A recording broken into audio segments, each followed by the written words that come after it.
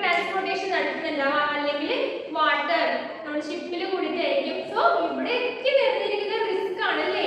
So ഈ foreign trade നടത്തുന്ന സമയത്ത് നമ്മൾക്ക് റിസ്കുകൾ ഉണ്ടായി കഴിഞ്ഞിട്ടുണ്ടെങ്കിൽ നമുക്ക് അതിനെ കവർ ചെയ്യാൻ വേണ്ടിയിട്ടും ഇൻഷുറൻസ് സഹായിക്കും. അതുവഴി കൂടുതൽ ആൾക്കാർ ഫോറിൻ ട്രേഡ് നടത്താൻ വേണ്ടിയിട്ട് മുന്നോട്ട് വരികയും ചെയ്യും. അടുത്തതായി നമ്മൾ ഡീൽ ചെയ്യാൻ പോകുന്നത് പ്രധാനപ്പെട്ടിട്ടുള്ള ഇൻഷുറൻസുമായി ബന്ധപ്പെട്ടിട്ടുള്ള ഒരു ടോപ്പിക് ആണ്. സോ നമ്മൾക്ക് ഇൻഷുറൻസ് ആവണമെങ്കിൽ അതിൽ ചില എലമെന്റ്സ് പ്രസന്റ് ആയിരിക്കണം അല്ലേ. there should be some principles. അപ്പോൾ ഇൻഷുറൻസിൽ 7 പ്രിൻസിപ്പിൾസ് ആണ് ഉള്ളത്. First one, utmost good faith, insurable interest, indemnity, proximate cost, subrogation, contribution and mitigation of loss. അപ്പോൾ ഈ 7 കാര്യങ്ങളാണ് അടുത്തതായി പറയാൻ പോകുന്നത്. ആദ്യത്തെ പ്രിൻസിപ്പിൾ ആയിട്ടുള്ള utmost good faith. സോ ഈ utmost good faith നെ പറയുന്നതാണ് prime fide, means utmost good faith. So according to this principle, ഒരു ഇൻഷുറൻസ് കോൺട്രാക്ട് എന്ന് പറയുന്നത് ഇൻഷുററും ഇൻഷുർഡും utmost good faith ൽ ആക്ട് ചെയ്യണം. അവർ ഒരു ഇൻഷുറൻസ് കോൺട്രാക്റ്റിൽ ഏർപ്പെടുന്ന സമയത്ത് എല്ലാ മെറ്റീരിയൽ കാര്യങ്ങൾ ഡിസ്ക്ലോസ് ഓൾ മെറ്റീരിയൽ ഫാക്ട്സ് എന്തൊക്കെയാണോ അയാൾ ഇൻഷുററും ഇൻഷുർഡും തമ്മിൽ നടക്കാൻ പോകുന്നുള്ളത് എന്നുള്ളതൊക്കെ നമ്മൾ ഇൻവോൾവ് ചെയ്യുന്ന ഒരു പ്രിൻസിപ്പിൾ ആണ് utmost good faith. So according to this principle, an insured and insurer should disclose all material facts relating to the contract. For example, insured അതായത് ഒരു ഇൻഷുറൻസ് എടുക്കുന്ന വ്യക്തി അയാൾക്ക് മുന്നേ ഹാർട്ട് അറ്റാക്ക് സംഭവിച്ചിട്ടുണ്ടെന്ന് പറയാണ്ട് ഒരു ലൈഫ് ഇൻഷുറൻസ് പോളിസിയിലേക്ക് ഏർപ്പെടുന്നു. പിന്നീട് ഈ കോൺട്രാക്ട് നടക്കുന്നതിന്റെ ഇടയിൽ കൂടെ ഇയാൾക്ക് ഹാർട്ട് അറ്റാക്ക് വന്നു. ഇയാൾക്ക് ഒരിക്കലും ഇൻഷുറൻസ് എമൗണ്ട് കിട്ടില്ല. കാരണം ഇയാൾ മുന്നേ ഹാർട്ട് അറ്റാക്ക് വന്നു എന്ന് പറയുന്നത് മറച്ചു വെച്ചിട്ടാണ് ലൈഫ് ഇൻഷുറൻസ് പോളിസിയിലേക്ക് വന്നിട്ടുള്ളത്. സോ അദ്ദേഹം പിന്നീട് ഹാർട്ട് അറ്റാക്ക് വന്നിട്ടുണ്ടെങ്കിൽ അയാൾക്ക് ഇൻഷുറൻസ് പോളിസി എമൗണ്ട് ലഭിക്കില്ല. സോ അതാണ് പറയുന്നത് ഈ ഇൻഷുർഡ് എല്ലാ മെറ്റീരിയൽ കാര്യങ്ങളും തുറന്നു പറയണം. ഒരു ഇൻഷുറൻസ് കോൺട്രാക്ട് ചെയ്യുന്നതിന് മുൻപേ അയാൾ എന്തായിട്ടില്ല ലൈഫിൽ ഉണ്ടായിട്ടില്ല അയാളുടെ ഹെൽത്ത് പ്രോബ്ലംസ് എല്ലാം തുറന്നു പറഞ്ഞിട്ടുണ്ടായിരിക്കണം. എന്നാൽ മാത്രമേ അയാൾക്ക് പോളിസി എമൗണ്ട് കിട്ടുള്ളൂ. തേർഡ് പ്രിൻസിപ്പിൾ പറയുന്നത് indemnity. The word indemnity means to make good the loss. അതായത് നമ്മൾക്ക് നഷ്ടം സംഭവിച്ചതിനെ നല്ലതാക്കുക എന്നുള്ളതാണ് ഈ പ്രിൻസിപ്പിൾ പറയുന്നത്. According to this principle, ഒരാൾക്ക് ആക്ച്വൽ ലോസ് സംഭവിച്ചതിന് മാത്രമേ ഇൻഷുറൻസ് എമൗണ്ട് കിട്ടുകയുള്ളൂ. ലോസ് സംഭവിക്കാതെ വെറുതെ ഒരു 10 ലക്ഷം ഇൻഷുറൻസ് എമൗണ്ട് എടുത്തിട്ടുണ്ട്, അയാൾക്ക് പിന്നീട് ഒരു ഫയർ കാരണം 2 ലാഖിന്റെ നഷ്ടമേ സംഭവിച്ചിട്ടുള്ളൂ എന്ന് പറഞ്ഞിട്ട് അയാൾക്ക് 10 ലാക്സ് കിട്ടൂല. എത്രയാണ് ലോസ് എമൗണ്ട് അത് മാത്രമേ അയാൾക്ക് കിട്ടുള്ളൂ. അടുത്ത പ്രിൻസിപ്പിൾ ആണ് പ്രോക്സിമേറ്റ് കോസ്റ്റ്. പ്രോക്സിമേറ്റ് കോസ്റ്റ് എന്ന് പറയുമ്പോൾ ഡയറക്റ്റ് കോസ്റ്റ് അല്ലെങ്കിൽ നിയറസ്റ്റ് കോസ്റ്റ്. നമ്മളുടെ സബ്ജക്ട് മാറ്റർ എന്ത് കാരണത്താലാണോ നഷ്ടപ്പെട്ടത്, ഡിസ്ട്രോയ് ചെയ്തത്, ഡാമേജ് ചെയ്തത്, അത് നിയറസ്റ്റ് കോസ്റ്റ് ആയിരിക്കണം. സപ്പോസ് നമ്മളൊരു ഫയർ ഇൻഷുറൻസോ മറൈൻ ഇൻഷുറൻസോ എടുത്തു. സോ ആ മറൈൻ ഇൻഷുറൻസ് എടുക്കുന്ന സമയത്ത് സിയുമായിട്ട് റിലേറ്റ് ചെയ്തിട്ടുള്ള ലോസ് ആയിരിക്കണം വന്നിട്ടുണ്ടാകുന്നത്. വേറെ എന്തെങ്കിലും കാരണത്താൽ ലോസ് ഉണ്ടാവാൻ പാടില്ല. അങ്ങനെ ലോസ് ഉണ്ടായി കഴിഞ്ഞിട്ടുണ്ടെങ്കിൽ അദ്ദേഹത്തിന് ഇൻഷുറൻസ് എമൗണ്ട് ലഭിക്കുന്നതല്ല. ഫോർ എക്സാമ്പിൾ, ഇപ്പോൾ ഒരാള് ഒരു കൺട്രിയിൽ നിന്ന് വേറെ കൺട്രിയിലേക്ക് ഷിപ്പിൽ കൂടിയിട്ട് കുറച്ച് വീറ്റ് ബാഗ്സ് അയക്കുകയാണ്.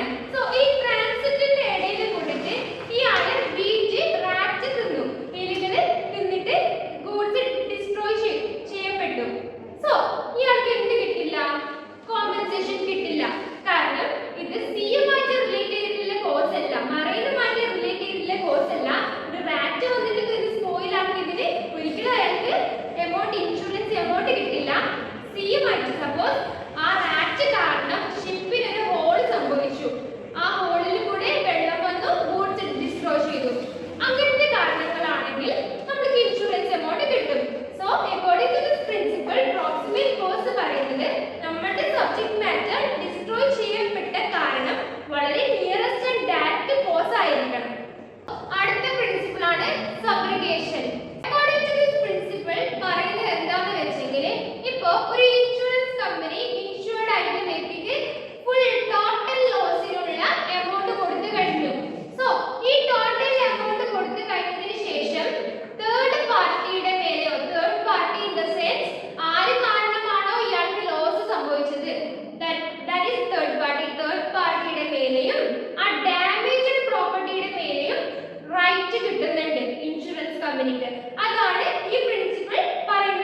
according to this principle, the insurance company or the insurer will get all the right for the third party and the destroyed goods.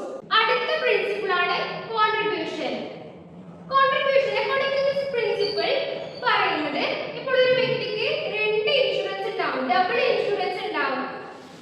ഒരു വ്യക്തി ഇപ്പോൾ ഫയർ ഇൻഷുറൻസ് രണ്ട് ഇൻഷുറൻസ് കമ്പനിയിൽ നിന്നും എടുത്തിട്ടുണ്ടാവും.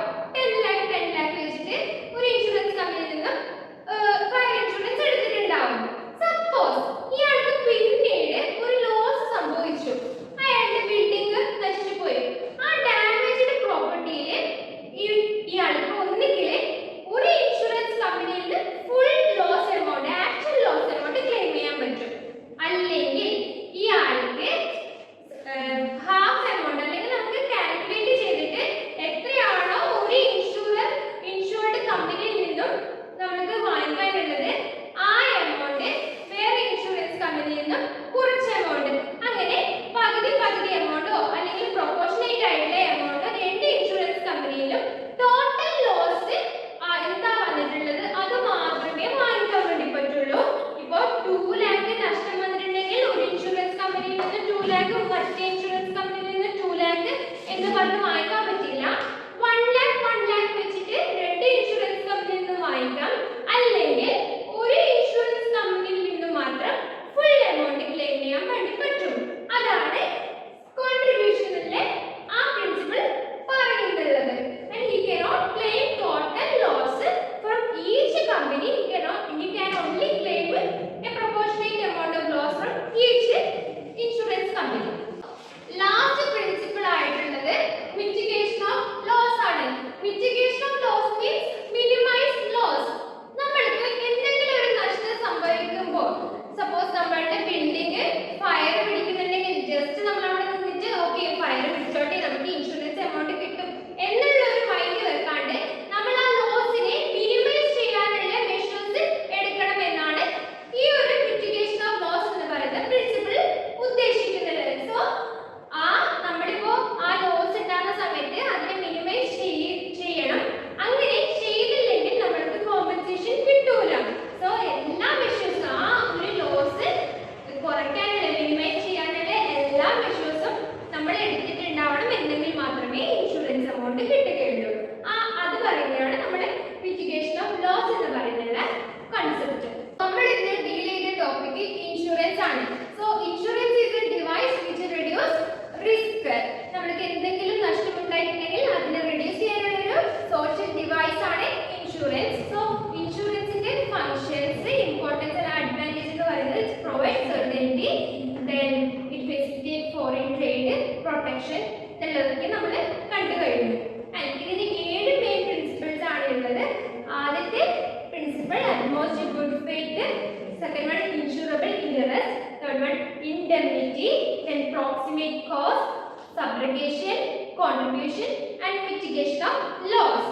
അപ്പോൾ ഞാൻ എടുത്തിട്ടുള്ള ടോപ്പിക്ക് നിങ്ങൾക്ക് മനസ്സിലായെന്ന് വിചാരിക്കുന്നു. എന്തെങ്കിലും ഡൗട്ട് ഉണ്ടെങ്കിൽ കമന്റ് സെക്ഷനിൽ രേഖപ്പെടുത്തുക.